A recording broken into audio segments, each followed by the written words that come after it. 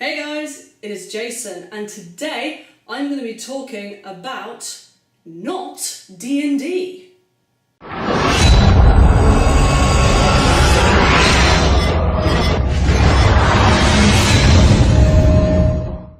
Today, D&D is off limits as I let you know my top 5 alternative systems to play besides Dungeons & Dragons. Number 5. Hollow Earth Expedition. So if you think of Indiana Jones or Lara Croft, that kind of thing where the plucky hero delves into a secret tomb or uncovers a forgotten treasure and there are Nazis shooting or some other blatantly English enemy that wants to stop them, maybe it's something even bigger that involves the world stopping or something crazy like that involving some myth or legend, then that is essentially what Hollow Earth is. It's pulp fiction. It takes place in the 1920s, 1930s, so there's a little bit of technology in there. It is technically in this world, however there is the supernatural element that kind of comes in. In particular, Hollow Earth is, as you've probably guessed, focused on going into the Hollow Earth, aka the centre of the Earth. However, you don't have to follow entirely what's in the book. What I like about this system is that they have given some guidelines. They have put about, okay, this is what was happening in the 1930s at the time in various bits of the world, so in Asia, Europe, America, blah, blah, blah. And also here are some legends and myths and various other rumours about the Hollow Earth, other weird and wonderful tales like the Bermuda Triangle that you can put into your campaign. But you don't have to. You don't have to at all. Hell, your game doesn't even need to take place under the earth at all. You can use the surface world for one thing. There's a great supplement called Perils of the Surface World, which I'll put here as like a little icon thing. There are various other supplements as well that you can use in order to bring your game to life. In terms of the system, it's pretty streamlined, more so than D&D. The character sheet is simpler as well, however there are some similarities, so I think if you do want to stray away from D&D but not too far away, I would actually suggest this is a good starter. For one thing, the dice is a very simple mechanic. It's simply a pool of dice that you roll, and the more dice you roll, the better your skill is. And then the objective is just simply to get as many even numbers on your dice as possible. That's literally it.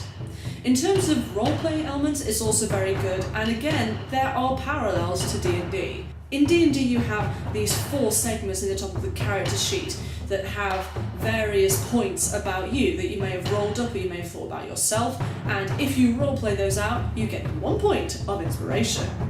Okay, good. It's a good way of encouraging roleplay to begin with if you're a beginner. With Hollow Earth, it is quite similar in that you have a talent and you also have a flaw. Now, these can be used in order to get what's called style points, which can be used very similarly to inspiration in that you use them on top of your dice pool. So say you had 1 style point to spend, you can put that in and you get 1 extra die. You can spend actually many style points all at once, which is where it differs a bit from inspiration, but it's a very similar mechanic which works very nicely with flaws and talents. The pacing is also, in my opinion, a little bit faster, a bit more exciting than D&D sometimes is. With D&D there's ups and downs as you would normally expect in a big, epic sword and sorcery game. With this one, it's very much all action. If there are downtimes, it's usually after some big crazy thing has happened, like you running out of a crumbling tomb and you have to rest and recuperate. But as with all pulp fiction, even if you feel like you're in a safe place, you're actually not very far from danger at all. Hollow Earth is great at conventions, so if you see anyone running those, definitely give it a go. One-shots are great as they're always explosive, exciting, and the pace never slows down. With campaigns, I've yet to actually play in a campaign of Hollow Earth, but it would definitely still work. I could see that involving a bit more intrigue and mystery maybe into a more in-depth campaign, but as a DM, you would probably have no trouble doing that, especially with the supplements and books provided. But Jason, you cry, what if I want to make my own complete unique setting without pulling from any kind of book or anything like that? Or maybe it's more, yeah, but Jason, I want to make a Harry Potter setting in Diagon Alley, and there are no books for it. Or some other random setting that have no books for it. Well, this is where my number 4 comes in. Probably the king of versatility in terms of RPG systems is Fate. Fate, in my opinion, is one of the most versatile RPGs out there. You can literally pull from anywhere you want. You can do your bog standard fantasy, you can do sci-fi, you can do modern, you can do 1920s, you can do steampunk, you can do whatever you want, and even on the front cover it shows a weird ass wizard, some kind of assassin warrior woman, and a mechanical gorilla. Out of all things. In my opinion, Fate is great for things like superhero games or larger-than-life games. There's very much a focus on the fact that your hero is above everybody else in terms of ability, even more so than D&D. You have these things called aspects, which is really quite an abstract deal compared to your usual, I have +4 skill in climbing or something. And it took me a while to get my head around it. You have an aspect which is a statement about yourself, and you can use it to help you, for example, re-roll at a +2 or something like that, but also the DM can use the disadvantage side, the more negative side of the aspect, in order to compel you to do something. So aspects are something you have to think about very, very carefully before you actually put them on the character sheet. There are other bits as well to it which are more streamlined compared to D&D, such as how your health works in terms of you take stress or you take consequences. And consequences are, again, a kind of aspect which can be a broken leg or a crushed jugular. I'm using that because that happened to me a surprisingly amount of times. Skills are pretty simple as well. They work on a sort of tier system, and the character sheet itself is very basic, only 1 page. This is the main core book, which is quite thick and rather extensive, and this uses, as you would expect, the core rules. There is also a more streamlined version if you really kind of want to dip your toe in first, called Fate Accelerated. Again, the rules are, as you would expect, accelerated. The whole point is to get you into play ASAP. To be honest, I prefer character creation in Fate Accelerated, but I prefer the overall rules in the Fate core book. There are also a couple of other, I suppose, supplements you would call them, but they are still technically the core rules of Fate, but they've been tweaked a little bit. One example of this is Jadepunk, and I highly recommend Jadepunk. It has its own setting as well, which is quite sort of oriental, a bit steampunky, and I actually prefer it to the actual Fate rules as well. I think its main problem is because it's so versatile, there's not enough focus to it, and some people don't like that. Some people prefer to have some kind of foundation for the actual setting itself. So it's not for everyone, Fate, and furthermore, the rules, as I said, are really quite abstract, and if you're into D&D a lot, this might not be the best game for you to transition to. Having said that, I do enjoy it, and I think for certain types of games, as I said, superhero games in particular, it works really, really well. So if you really can't find an RPG system that suits the kind of setting you want, or if you just want something explosive, then definitely go for the Fate core book. Number 3, Star Wars: The Edge of the Empire. Now, there are of course quite a few systems done for Star Wars before. There's Star Wars D20, there's Star Wars D6, and now there's the newer version which is split into Edge of the Empire, Force and Destiny, and Age of Rebellion, using a brand new system created by Fantasy Flight Games.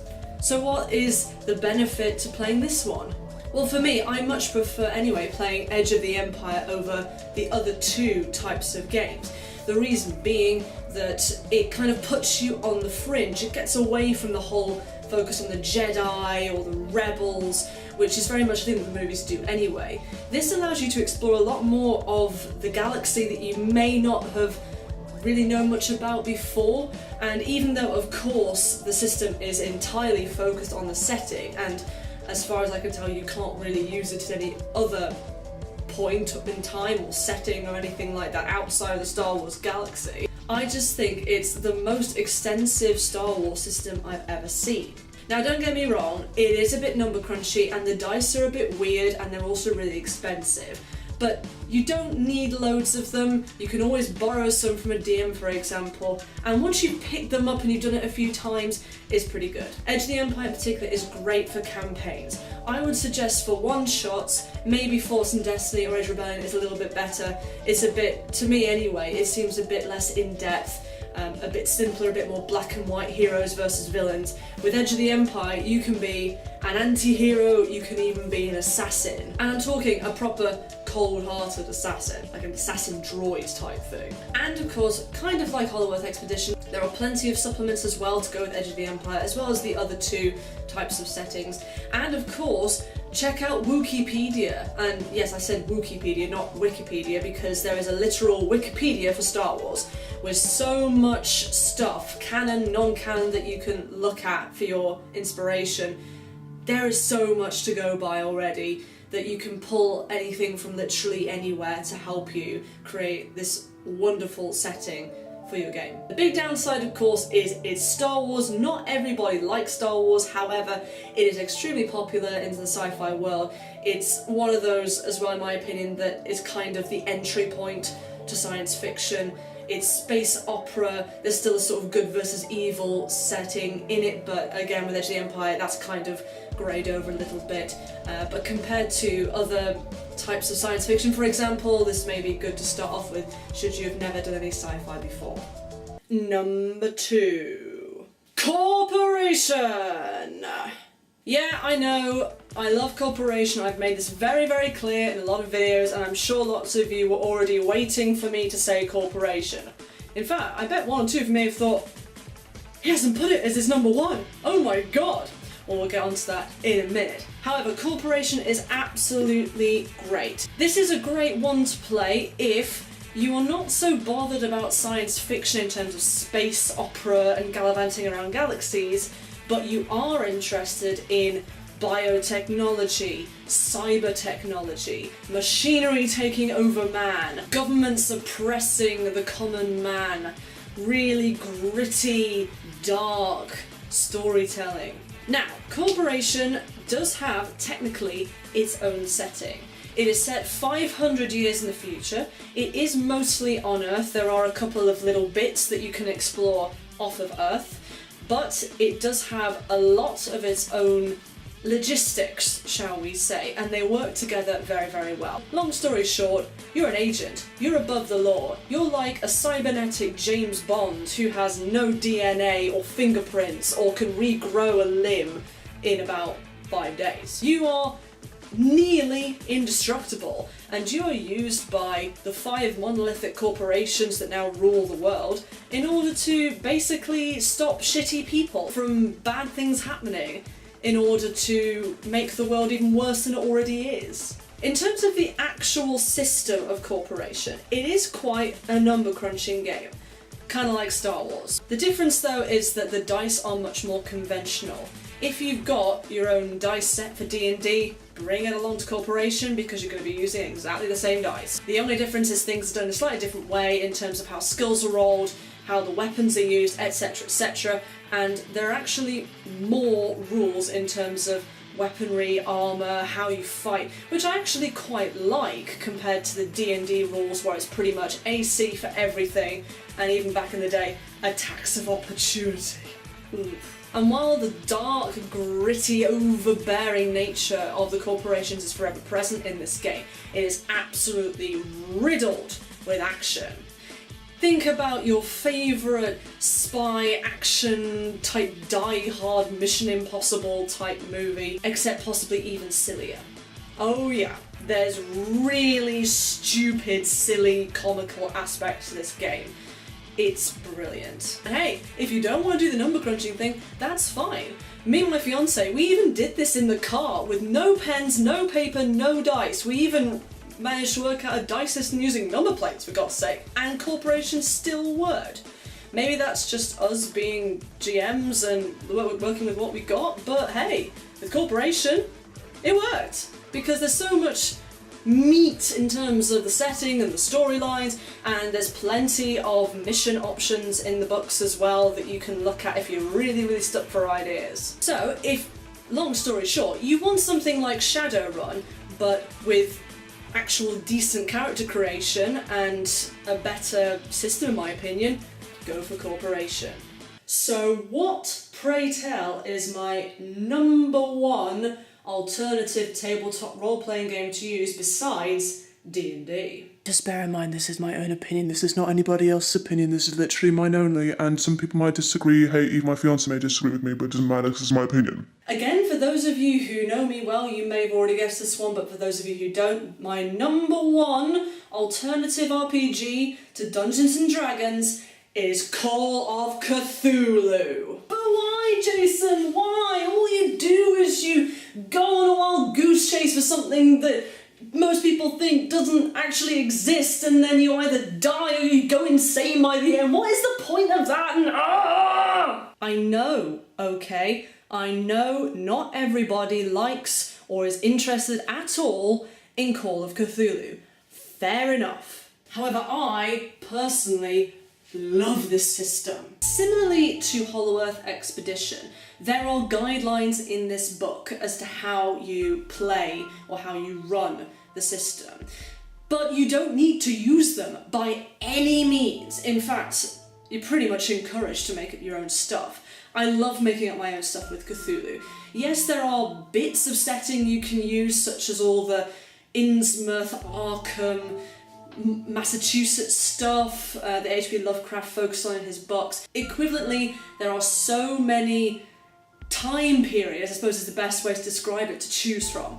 The core rules, so this is the Keeper's Guide, focuses on the 1920s, which is fine. 1920s is all fair and good. But again, I actually prefer alternatives. There's Cthulhu by Gaslight, which is set in the Industrial Revolution, the 19th century, Queen Victoria, Jack the Ripper, all that stuff in old London town. I love it. The same goes with World War Cthulhu. World War Cthulhu, of course, is surrounding the World Wars, however it does also focus on the Cold War in a different book.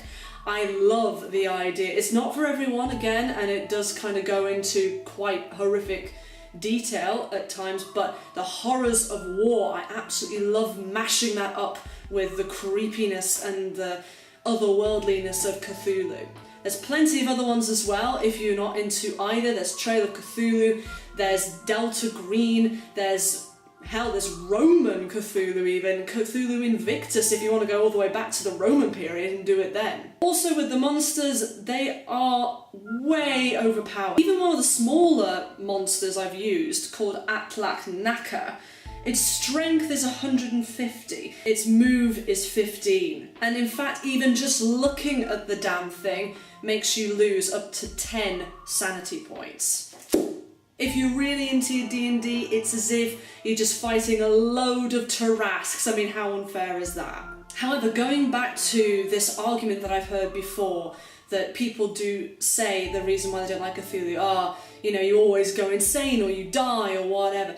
Well, to be honest, in D&D, you always save the world. And then you celebrate and the evil is gone and yay. That, to me, is more repetitive. I actually love the idea when a story at the end of a campaign is not quite finished, where you're sort of left hanging. What happens to this person in the mental asylum? What happens to them when they go through that darkness? Do they die? Do they not die? What happens? We will never know. That's the beauty of it. Furthermore, in terms of actual combat, you don't do very much in Cthulhu. In a one-shot you may do a bit at the end. In a campaign you may do maybe one every 3 or 4, maybe even 5 sessions. Compared to D&D where you've got a few encounters per game. It's a massive difference. And once you get on board that it's not just about fighting the monsters and getting XP and winning against the darkness, then you've got it, basically. Give Cthulhu a try. For one thing, it's in a completely different setting itself, no matter what time frame you use. It's not fantasy. It's in real life, but it's supernatural, hidden away, and you uncover it. There's a lot of mystery, a lot of intrigue, and of course the story in Call of Cthulhu is pivotal. It is not something I think that is necessarily for beginners.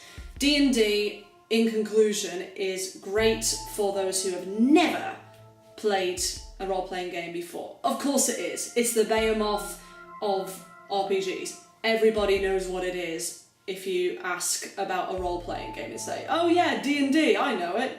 But if you want to take the plunge, if you want to do something completely different from D&D, if you want to up your role-playing, your storytelling, your DMing skills, Cthulhu is the one for you. So don't forget to like and subscribe to this video. Please feel free to make a comment, put down what your favourite systems are besides D&D. Which ones do you think are the best for players to branch out to? And remember, we put out videos every week. You did not put Star Wars as your favourite system? Oh, well, I'm sorry, I did say it was my opinion.